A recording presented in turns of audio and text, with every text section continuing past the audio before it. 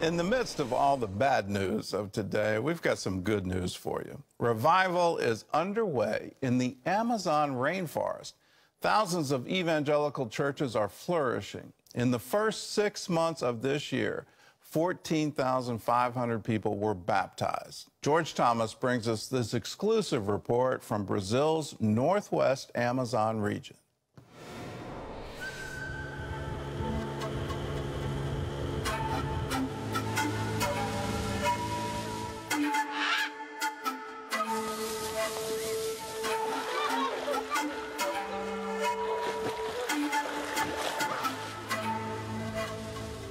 Linger on the banks of the Amazon River, and you'll uncover more than the rich tapestry of life amid the natural splendor. For many, such as Ramos, the river isn't just a backdrop, it's a sanctuary. My family and I all grew up here. My grandmother, grandfather, my parents lived and died in this house. I was born in this house, and I'm also going to die here. As an 83-year-old resident of the Amazon River, Ramos refuses to trade his floating bamboo and wood house for life in any Brazilian city. It's so much cooler here than in a city. I cannot walk freely in a city. It's very dangerous. Many cars, many people. I'm free here. I keep my windows open. The doors are always open. At my age, I've never faced danger. Spanning more than 6 million square miles of South America, 60% of the Amazon rainforest is right here in northwest Brazil. The approximately 30 million Amazonians currently living here are experiencing unprecedented evangelical revival. God is everything for me. God is my father, and without Jesus, I'm nothing.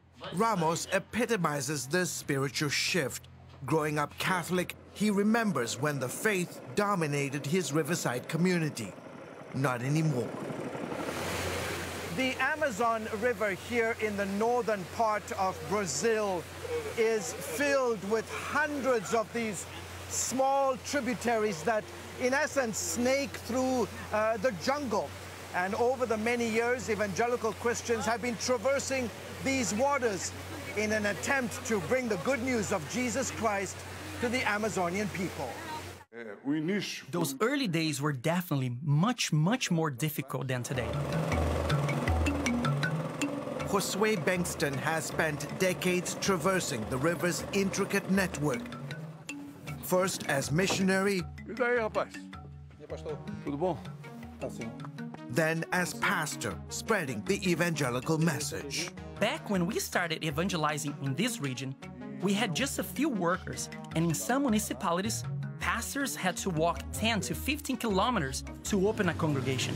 Today, almost all medium-sized churches in the Amazon have a small boat. Bengston helped establish one of the Amazon's first four-square churches. Today, he says the evangelical presence here is undeniable, with 3,200 four-square congregations alone flourishing across the region. In the first 6 months of this year, we baptized 14,500 people. Our goal for this year is to baptize over 30,000 people. The video captures a remarkable mass baptism in the Amazon River, where hundreds, including men, women, the elderly, young adults, and children, publicly professing their faith in Jesus Christ. And this growth goes beyond numbers, reaching the hearts of many like Esquel Santo. I was 15 years old when God called me to reach the unreached peoples of the Amazon. Santo spent 32 years as a missionary in the jungle's interior. One of the biggest challenges was the isolation and getting used to living among the indigenous and riverside communities. But God was with us in the work. We saw lives being transformed. So many people heard the gospel, and now we are seeing the fruits. Santo says sharing the gospel here can be full of challenges. I'm from Rio de Janeiro, and back then, since I couldn't afford a plane ticket, I had to take a 6-day bus journey to Belém.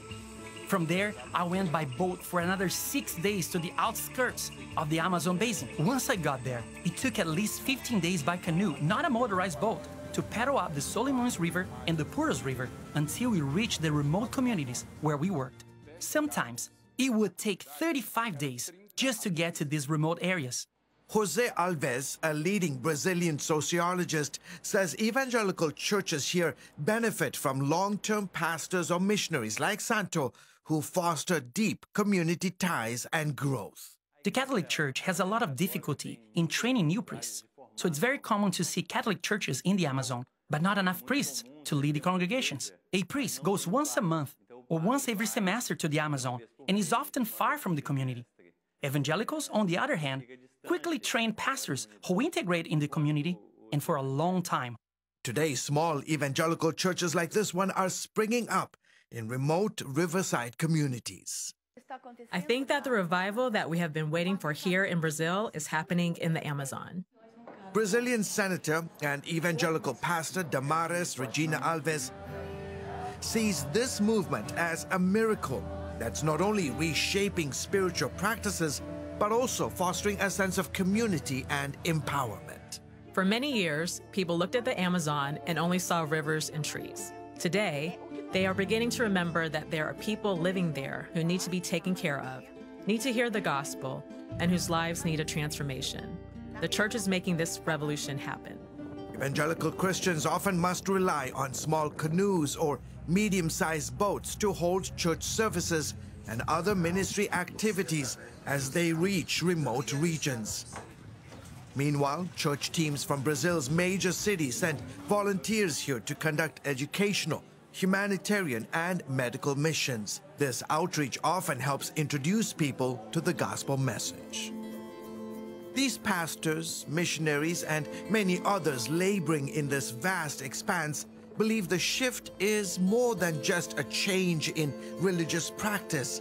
It's a movement that promises to redefine the region's spiritual and social landscape for generations to come. George Thomas, CBN News, reporting from the Amazon River in northwest Brazil. Just last night, I was having dinner with a missionary couple, and they were recounting their trip to the headwaters of the Amazon. It was across the border in Peru. It was about 30 years ago, and they said the miracles were just absolutely astounding, that in one meeting, the blind received their sight, the lame walked, the gospel went forth with power, and churches were planted, and how much they loved going back and seeing that they were able to establish a church, raise up a local pastor, and all because the miracle power of God was being demonstrated, that God showed up in those meetings.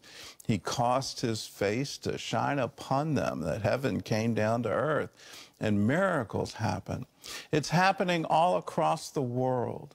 I know we're in very difficult times, and whether it's the wars in the Middle East or the war in Ukraine, the threat of war in Taiwan, you look at democracies across the globe, and whether it's France with the protests in the streets, or right here in America, everything seems to be under attack, and nation states seem to be tottering as to, what is our hope in, and economies don't seem to be working anymore. All of these things are happening.